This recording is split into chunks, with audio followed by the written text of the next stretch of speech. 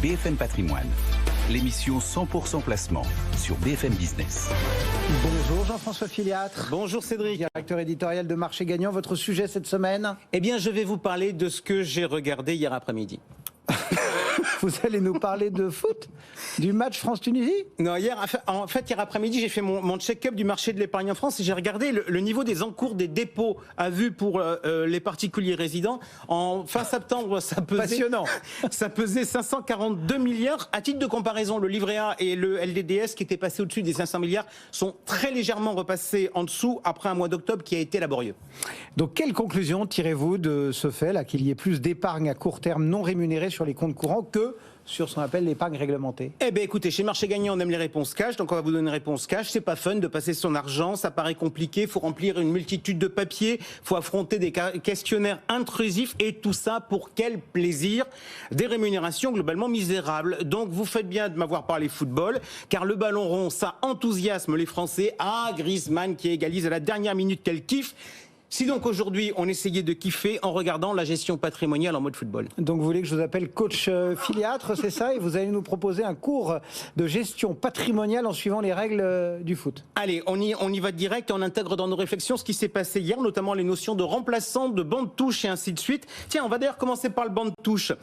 C'est pas la frime du tout, le banc de touche. Et pourtant, si l'on raisonne en termes d'épargne, plus votre banc de touche est fourni, plus vous disposez d'argent à placer, et plus votre banc de touche est pauvre, plus vous êtes mal pour tenir la distance. Bon, comment on soigne son banc de touche? Alors, en foot de club, le gros sujet, c'est la pépette. Quand vous avez le Qatar derrière, c'est plus facile que quand vous avez un petit actionnaire. En sélection, c'est en fait un peu différent. Ça relève plus des filières de formation. Il faut savoir, par exemple, que le développement d'un Mbappé, ça ne se fait pas en 3 minutes. Donc, ce sont des filières de formation qui marchent sur un temps long. Mais épargnant, vous voulez avoir un banc de touche fourni, ça va finalement être assez proche de la logique d'une sélection, parce que déjà, sauf héritage ou gain ou loto, eh bien, ça va prendre un certain temps, parce que l'argent ne tombe pas du ciel. Il faut donc prendre un certain nombre de bons réflexes, mettre de l'argent de côté. Alors je précise tout de suite, le bon vivant que je suis dit qu'on peut faire ça et qu'on peut avoir l'épargne heureuse, que ce n'est pas forcément se serrer la ceinture.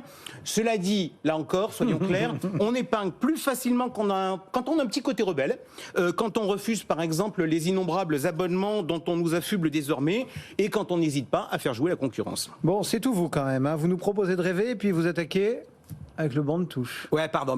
C'est quand même lui qui fait la différence. Allez, vous voulez qu'on parle quoi? On parle quoi? 4-3-3, 4-4-2? Allez, banco. Allez, on va faire un peu de maths pour le fun. 4 plus 3 plus 3 ou 4 plus 4 plus 2, ça fait combien? 10. Ok, et exact. Et il y a un truc qui m'interpelle. Le foot, ça se joue à combien? 11. Le rugby à 15, la route du Rhum tout seul sur son bateau. Enfin, vous voulez alors plus tennis à 2 ou à 4 Alors plus sérieusement, on a abordé des chiffres qui représentent des tactiques footballistiques et on arrive à 10 joueurs. Or, sur le terrain, il y en a 11. Ça veut donc dire qu'il y a un joueur qui est incontournable, sur lequel le sélectionneur n'a pas grande marge de manœuvre stratégique, c'est le gardien de but. Eh bien, dans la gestion patrimoniale, le gardien de but, c'est l'épargne de précaution. Alors, qui peut-on faire jouer à ce poste? Les qualités requises, c'est quoi? C'est être peu risqué et être liquide. Du coup, il y a 2 titulaires potentiels évidents, le compte courant qui ne rapporte rien et d'ailleurs dont il faudra plaider demain pour qu'il crache un peu parce que les taux remontent et puis les banquiers désormais ils nous prennent des frais de tenue de compte et puis on a l'épargne réglementée de l'autre. Alors juste sur ce poste-là, sur ce poste d'épargne de précaution, il faut tenir compte de l'effet vestiaire que pourra avoir un autre acteur, c'est les assurances. Car finalement, l'épargne de précaution, elle sert à faire face à des coups durs, et on peut faire face à des coups durs, soit en puisant dans son épargne, soit en faisant payer par des assurances, qu'elles soient publiques ou privées.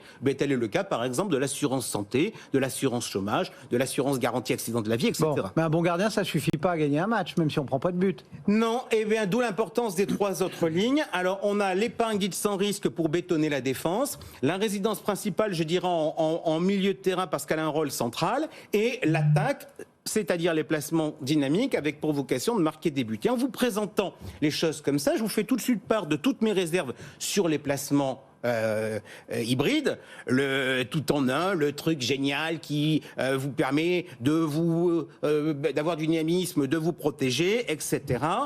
Est-ce qu'on imaginerait un jour un joueur de foot qui a le tacle du meilleur stopper et l'agilité du meilleur avant-centre devant le but? Ça n'existe pas. Donc le placement tout en un, c'est du bullshit.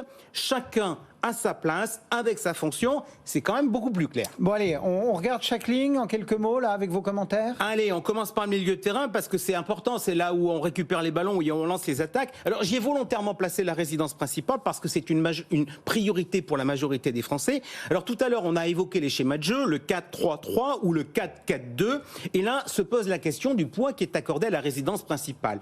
Très clairement, sur le sujet, les choix des Français poussent un jeu défensif à l'italienne. Pourquoi ?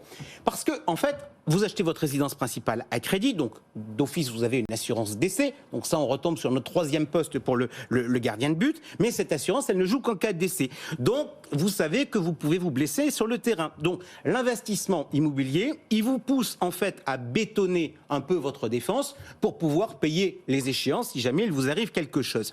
Et dans le même temps, on se dit que les performances passées de l'immobilier se disent que c'est pas trop grave de déplumer un peu l'attaque, car l'immobilier, c'est marquer des buts. Bref, c'est du 4-4-2 à l'état pur, mais qu'en sera-t-il demain si jamais le marché immobilier se retourne ? Bon, ensuite quoi, défense ou attaque ? Pas de match. Le premier truc pour gagner, c'est quand même de ne pas prendre de but. Donc on va s'intéresser à la défense. Et là, se pose ouvertement la question du coaching, car à haut niveau, peut-on être systématiquement un titulaire indiscutable ? Alors sur le placement sans risque, le fonds euro fut longtemps incontournable. Il ne va plus l'être cette année. On en reparlera d'ailleurs lors d'un débat le 22 décembre prochain. Le PEL, lui, va reprendre des couleurs, tout comme les SICAV monétaires et les comptes à terme. Donc ça veut dire qu'il faut en sortir certains ? Il faudrait peut-être. Et là, au passage, on peut s'interroger sur les règles du jeu. Avant, au foot, on pouvait faire une passe au gardien. Désormais, c'est interdit, sauf de la tête. Eh bien, aujourd'hui, dans le monde de l'épargne, on a une fiscalité qui est différente selon les placements. Ne faudrait-il pas plaider pour une fiscalité unique, quelle que soit l'enveloppe ? Ça nous permettrait de récupérer une capacité de coaching réelle. Bon, un mot quand même sur l'attaque avant de faire le bilan ? Ouais, ça peut être les actions, du private equity, des cryptos, pourquoi pas. Chacun peut avoir sa stratégie et son approche, mais il faut quand même avoir en tête un truc, c'est que l'objectif, c'est de marquer des buts. Bon, en conclusion, rapidement. Alors, on va faire simple. Pour gagner, il faut un effectif. Bref, de l'épargne. Premier conseil, c'est développer sa capacité à mettre de l'argent de côté. 2, l'épargne de précaution, c'est capital, mais ce n'est qu'une place dans l'équipe, c'est celle du gardien. Et d'ailleurs, juste au passage, il faut savoir que quand le gardien il se prend un carton rouge, on peut le remplacer par un joueur de champ. Idem en épargne, on peut faire face à un coup dur en allant piocher sur le fonds euro de son assurance vie, voire même sur son portefeuille actions s'il est en plus-value. 3, il faut plusieurs lignes. La question d'avoir ou non des placements risqués, elle est franchement idiote. Dès lors que vous avez de l'argent, la réponse est oui, sachant qu'en réalité, les gens qui n'ont pas d'argent, ils répondent oui également. Pourquoi ? Parce qu'ils veulent gagner de l'argent vite. Leur stratégie à eux, c'est 11 attaquants sur le terrain, au risque de perdre 60-0. Bref, j'ai un message aux Français qui ne gèrent pas leur argent parce que c'est ennuyeux. Devenez sélectionneur de votre patrimoine. Jean-François Filiatre.